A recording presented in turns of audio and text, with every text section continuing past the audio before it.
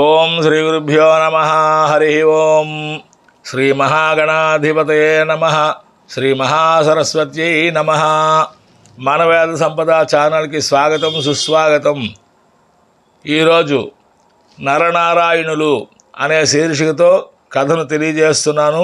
వీని సంతోషించి ఆదరిస్తారని చెప్పి మరీ కోరుతూ ఉన్నాను. కృతయుగంలో దంభోద్భవుడు అనే రాక్షసుడు ఉండేవాడు. అతడు సూర్యభగవానుని గురించి ఘోరమైన తపస్సు చేశాడు. సూర్యభగవానుడు ప్రత్యక్షమయ్యాడు. దంభోద్భవుడు మరణం లేకుండా వరం ప్రసాదించమని కోరాడు. సహజ సిద్ధమైన నియమాలకు విరుద్ధంగా అటువంటి వరం ఇవ్వడం సాధ్యం కాదని సూర్యభగవానుడు చెప్పాడు. ప్రత్యామ్నాయంగా దంభోద్భవుడు ఒక విచిత్రమైన వరాన్ని కోరాడు. తనకు 1000 అభేద్యమైన కవచాలు ప్రసాదించమన్నాడు. ఆ కవచాలను ఛేదించాలంటే ఎవరైనా 1000 సంవత్సరాలు ఘోరమైన తపస్సు చెయ్యాలి.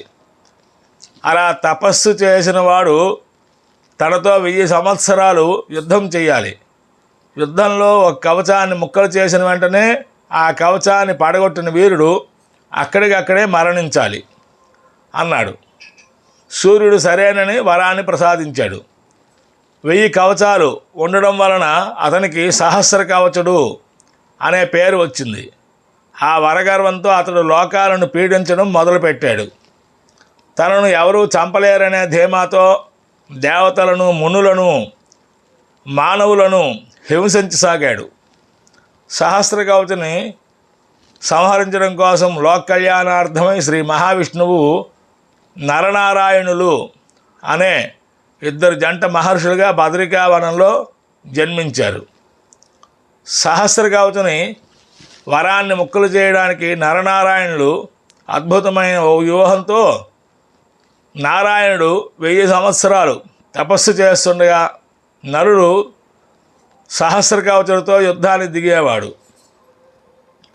1000 సంవత్సరాల యుద్ధం తర్వాత నరుడు సహస్ర కవచుని మొదటి కవచాన్ని ముక్కలు చేశాడు. వరం ప్రకారం నరుడు వెంటనే ప్రాణాలు కోల్పోయాడు. అప్పటికే 1000 సంవత్సరాలు తపస్సు పూర్తి చేసుకున్న నారాయణుడు మహామృత్యుంజయ మంత్రంతో నరుడిని తిరిగి బ్రతికించాడు. తర్వాత నరుడు తపస్సు కూర్చోగా నారాయణుడు సహస్ర కవచుడితో యుద్ధం ప్రారంభించాడు. 1000 సంవత్సరాల పోరాటం తర్వాత నారాయణుడు 2వ కవచాన్ని ఛేదించి మరణించాడు. అప్పుడు నరుడు మృత్యుంజయ మంత్రంతో నారాయణుడిని బ్రతికించాడు. ఈ విధంగా ఒకరు తపస్సు చేయడం, మరొకరు యుద్ధం చేయడం, కవచం పగిలిపోగానే చనిపోయిన వాడిని బ్రతికించడం అనే ప్రక్రియ కొనసాగుతూనే ఉంది. అలా 999 కవచాలను నరనారాయణులు విజయవంతంగా ముక్కలు చేశారు. సహస్ర కవచునికి ఇక ఒకే ఒక్క కవచం మిగిలి ఉంది. చివరికి వాడు బాగా ఆలోచించి గెలుపు నరనారాయణుదే అని గ్రహించి ఆ రాక్షసుడు భయంతో పారిపోయి తనకు వరాన్ని ఇచ్చిన సూర్యభగవానుడికి శరణు కోరాడు. తన భక్తుడిని కాపాడడానికి సూర్యభగవానుడు తనలో ఆ రాక్షసుడిని దాచుకున్నాడు. రాక్షసుడిని అప్పగించమని నరనారాయణులు సూర్యభగవానుని కోరారు. కానీ శరణు కోరిన వాడిని వదలడం ధర్మం కాదని సూర్యుడు నిరాకరించాడు. దాంతో నరనారాయణులకు ద్వాపరయుగంలో జన్మించవలసి వచ్చింది. ఆ సహస్ర కవచుడే ద్వాపరయుగంలో సూర్యుని అంశతో కుంతీదేవికి సహజ కవచ కుండలాలతో జన్మించాడు. ఆయనే మహాభారతంలో మనకు కనిపించే కర్ణుడు. ఆ నరనారాయణులే ద్వాపరయుగంలో శ్రీకృష్ణార్జునులుగా జన్మించారు.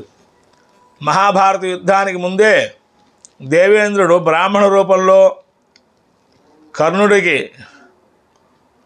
వద్దకు వెళ్ళి సహజ కవచకుండలాలను దానంగా అడిగాడు. కర్ణుడు వాటిని కోసి ఇవ్వడం వలన ఆ చివరి కవచం కూడా పోయింది. ఆ తర్వాత కురుక్షేత్ర యుద్ధంలో నరుడైన అర్జునుడి చేతిలో కర్ణుడిగా పుట్టిన సహస్ర కవచుడు మరణించాడు.